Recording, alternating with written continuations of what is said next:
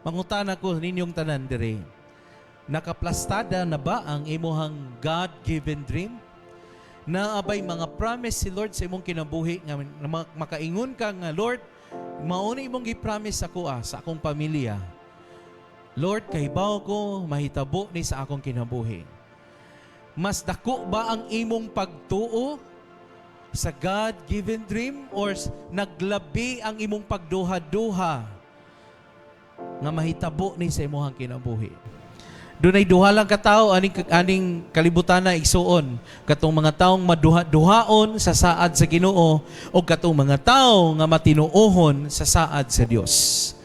Kung ikaw dakog pagtuo nga kining mga butanga nga gisaad sa Dios sa iyang pulong mahitabo ni, then igsuon i-follow, imong i-pursue ang dream ni Lord. Kay walay tao nga musunod sa damgo sa Ginoo sa iyang kinabuhi nga masayop. Ang tanan igsuon nga nag-follow sa damgo ni Lord, dili gyud pakyason sa Ginoo. Ibalik ang kalipa